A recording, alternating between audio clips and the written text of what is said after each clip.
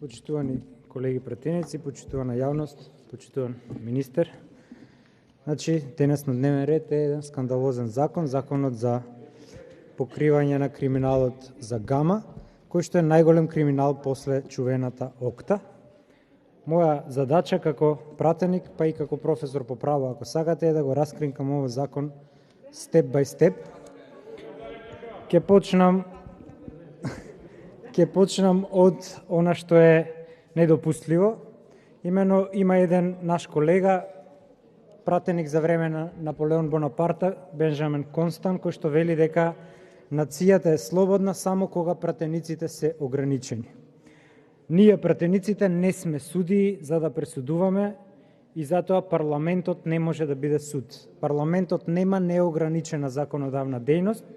Да, согласно начелото на check and balance, парламентот може да биде квази судска инстанца во случај на импичмент на председателот или во случај на разрешување на некој јавен функционер, но согласно член 8 од нашиот устав, кој што ја гарантира поделбата на власта и владењето на правото, судската власт не може да законодавната не може да ја субсумира ингеренцијата на судската власт. Овој закон е невиден преседан во историјата на македонското право од Асном до денес. Ви тврдам дека и во светски рамки е невиден преседан, бидејќи не постои случај со закон да решавате судски спор. Судски спор се решава со пресуда или со судска или вонсудска спогодба. Спротивно на членот 98 од Уставот, односно на амандманот 25, кој вели дека судската власт ја вршат судовите и додава забранети се вонредни судови. Ова е случај на вонредно судство. Ова е случај на пресудување, на преки суд за спорови кои се водат 15 години. Се правиме попаметни од судиите кои воделе спорови помеѓу Република Македонија и Мак Петрол 15 години и не успеале да го решат. На студентите по право им предаваме дека државата е дволична како римскиот бог Јанус. Еднаш настапува како империум, односно од позиција на мок, кога е во сферата на јавното право, еднаш постапува во позиција на приватно, односно рамноправна страна, тоа е позиција на фискус во приватното право. Тоа значи дека државата во овој случај постапува од позиција на фискус, односно на приватно право. Не можеме ние со закон да решаваме судски спор, затоа што владата и според постоечкиве закони има право да потпише спогодба. Нека повели премиерот, нека ја потпише спогодбата. Меѓутоа знае дека е тежок криминал, знае дека ќе оди во затвор после потпишувањето и после падот на власта и затоа потпикнува со закон да му решаваме судски спорови. Вториот пункт на кој што ќе се задржам, кој е спротивен на Уставот.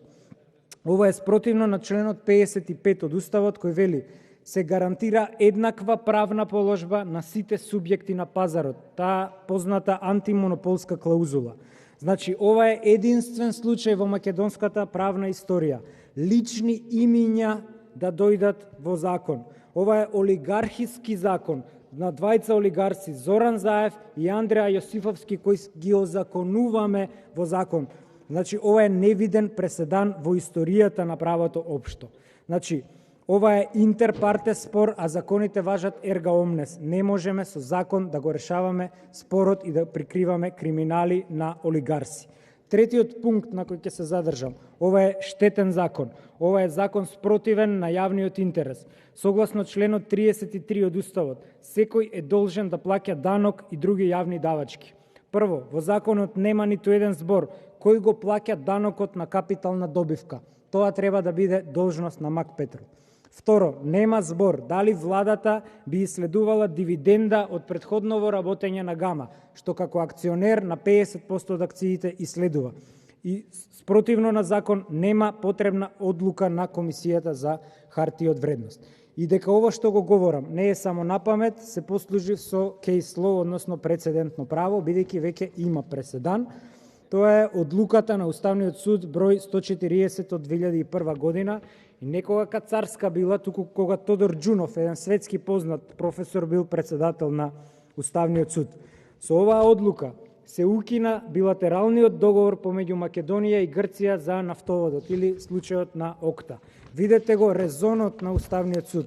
даде 4 уставни основи по кои што го укина овој закон. Тоа значи, вели, се повредува еднаквата правна положба, тогаш со фаворизирање на ОКТА, бидејќи субјекти на пазарот се воспоставува за одредени субјекти партикуларен режим во поглед на стратешко инвестирање. Значи, не можете утре по оваа логика секоја компанија која води спор со владата ќе бара посебен лекс специјалис и посебен закон да им носиме за да им го решиме спорот. Вториот правен основ по кој што го поништува овој билатерален договор, кој е меѓународен, а Уставниот суд го поништил, дотолку повеќе сега ќе има право да го поништи бидејќи е приватен, а не е меѓународен, е владењето на правото, односно има повреда на rule of law. Тоа е вториот уставен основ.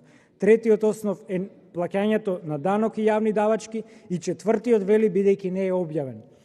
Оваа одлука верувам дека владините правници ја имале во вид кога го носеле и тие успеале само да ја го анулираат четвртиот уставен основ, а тоа значи ја вметнале спогодбата и ја објавуваат со законот. Што претходно не било случај бидејќи ја криеле онаа за ОКТА. Меѓутоа, остануваат во сила овие три уставни основи, поради кои што, ако имаме нормален уставен суд, ќе не може да ја повине уставната бариера, односно ќе падне на уставен суд како противуставен.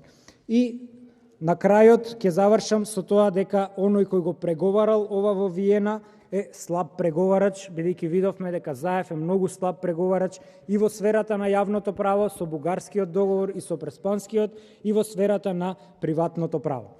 Првата лага која што ја споменува во самиот предлог на закон е дека предлогот на закон бил по укажување на државното правообранителство. Не само што ова не е точно, туку државното правообранителство е првиот негатор на овој договор. Тој прв дал негативно мислење да се склучи ваква спогодба, бидејќи секој писмен правник знае дека овде бзди на криминал и на корупција.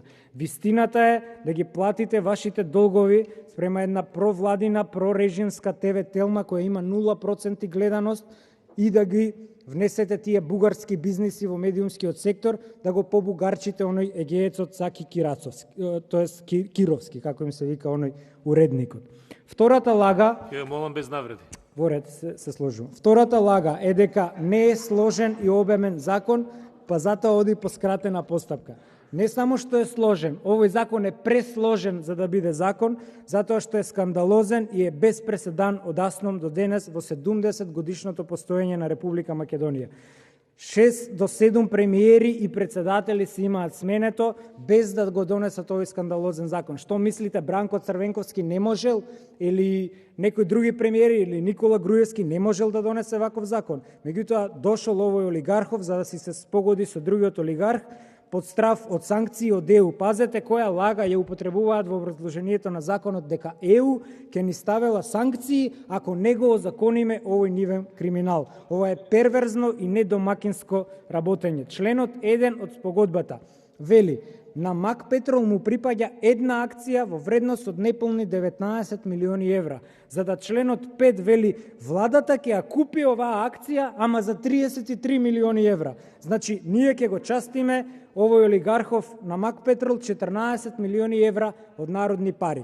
И на крајот, подпикнувањето на кукавичкото јајце, за да утре не оди во затвор овој кој ќе го подпише, е преку сосема трето лице, тоа е МЕР, односно НЕР, Национални енергетски ресурси. Во облигационото право има начало на рес интер алиос акта. Тоа е правна работа помеѓу две странки која не ја засега третата странка. Тоа е како јас не плаќам струја, па вие тужбата ќе му бапнете на Борислав Крмов. Која е таа логика? Кој е овој субјект кој се вметнува помеѓу спор, помеѓу влада и приватно лице, вметнувате државна компанија?